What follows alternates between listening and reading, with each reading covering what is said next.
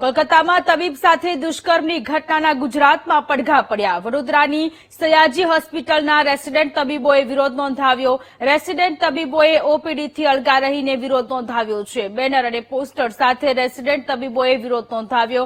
Hospital અને હોસ્ટેલમાં pass system લાગુ કરવાની માંગ કરી। સીસીટીવી સુરક્ષા અને યોગ્ય લાઇટિંગ વ્યવસ્થા કરવાની માંગ કરવામાં આવી રહી છે।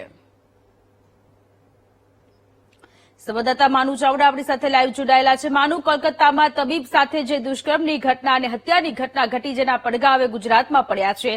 વડોદરાની સયાજી હોસ્પિટલમાં રેસિડેન્ટ તબીબોએ વિરોધ નોંધાવ્યો।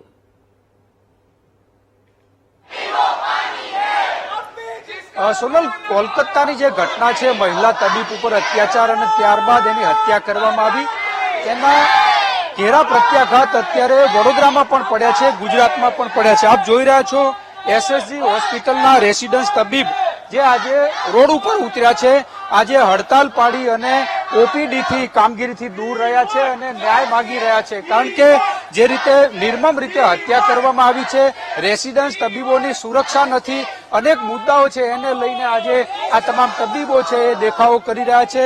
વી વોન્ટ જસ્ટિસ, અમને ન્યાય આપો એવી માંગ સાથે અત્યારે આ તબીબો છે એ રોડ ઉપર ઉતર્યા છે। એસએસજી હોસ્પિટલમાં અત્યારે તબીબો છે ધરણા કરી રહ્યા છે। એમની સાથે વાત કરું આગેવાન સાથે। શું કહો છો, શું માંગ છે અને આજે હડતાલ ઉપર છો? જે આરજીકર હોસ્પિટલમાં વેસ્ટ બંગાળમાં જે ઘટના બની, પીડિતા સાથે જે દુષ્કર્મ થયું, ત્યારબાદ હત્યા થઈ, અને જયારે 15મી ઓગસ્ટ દેશ આઝાદીનું પર્વ મનાવી રહ્યો હતો, ત્યારે 2 થી 3 હજારનું ટોળું હોસ્પિટલમાં આવી ગયું અને જે ક્રાઇમ સીન હતો એને પૂરું બરબાદ કરવાનો પ્રયત્ન કર્યો। એના સામે વિરોધ છે અમારો, અને જ્યાં સુધી પીડિતાને ન્યાય ન મળે, ત્યાં સુધી કોઈ ડોક્ટર માટે મજબૂત કાયદો ન બને, ત્યાં સુધી ખાલી બરોડા નહીં, ખાલી ગુજરાત નહીં, આખું પૂરેપૂરું ઇન્ડિયાના જે રેસિડેન્ટ ડોક્ટર છે એ સ્ટ્રાઇક ઉપર છે આજથી। અને મારી પાસે બધા લેટર છે, બરાબર? અને મીડિયાને હું કહેવા માંગુ છું કે જે વિચલિત કરી દે, કોઈ સામાન્ય માનવીને પણ વિચલિત કરી દે એવા દ્રશ્યો ત્યાંથી આવે છે, બરાબર? જે ટોળું ઘૂસી ગયું હતું ને, કે લોકોને બતાવે, લોકોને પણ ખબર પડે કે શેના માટે અમે આંદોલન કરીએ છીએ। વિચલિત કરી નાખે એવી ઘટના છે। કેટલીક તબીબ બહેનો છે, એમની સાથે પણ વાત કરવાનો પ્રયત્ન કરું, શું કહી રહ્યા છે, કારણ કે ખૂબ જ નિર્મમ રીતે હત્યા કરવામાં આવી ને એના ન્યાય માટે આ બહેનો છે આજે નીકળ્યા છે। એમની સાથે વાત કરું। શું કહો છો, કોલકાતાની ઘટના કેટલી ગંભીર છે, શું ન્યાયની માંગણી કરી?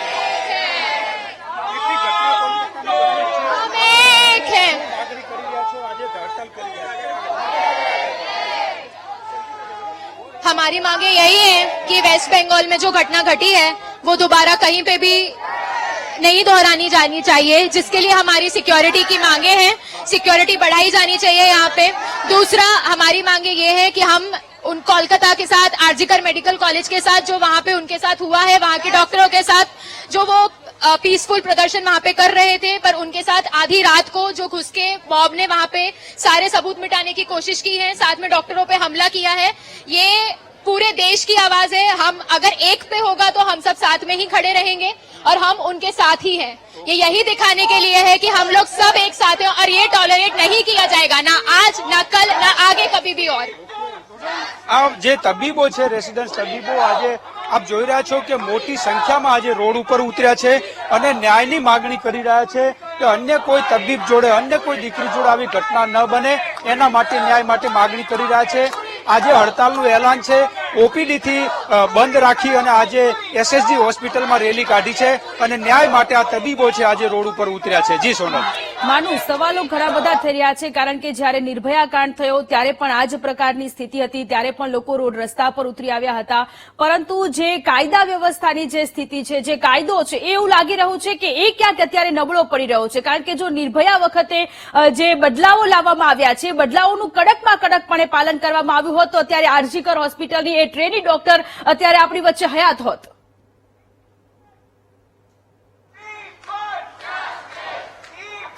સોનલ, ચોક્કસ વાત છે, કારણ કે જે રીતે મહિલા તબીબની હત્યા છે, જે નિર્મમ રીતે હત્યા કરવામાં આવી, આપ અહીં જોઈ રહ્યા છો। આ આક્રોશ કોલકાતાથી વડોદરા સુધીનો આક્રોશ છે અને વડોદરાના આ તબીબ વિદ્યાર્થીઓ છે એ પણ માની રહ્યા છે કે જો કડક કાયદો હોત, યોગ્ય સુરક્ષા વ્યવસ્થા હોત તો આ જે દીકરી છે એની હત્યા ન થઈ હોત, દીકરીનો જીવ ના ગયો હોત। આ તબીબો માગી રહ્યા છે કે અમને સુરક્ષા આપવામાં આવે, સુરક્ષાની માંગ સાથે આજે રોડ ઉપર ઉતર્યા છે. એક જ વાત છે એમની કે અમને સુરક્ષા આપવામાં આવે. સુરક્ષાને લઈને જ અત્યારે આ વિરોધ પ્રદર્શન કરવામાં આવી રહ્યું છે. હું વિદ્યાર્થી સાથે વાત કરું.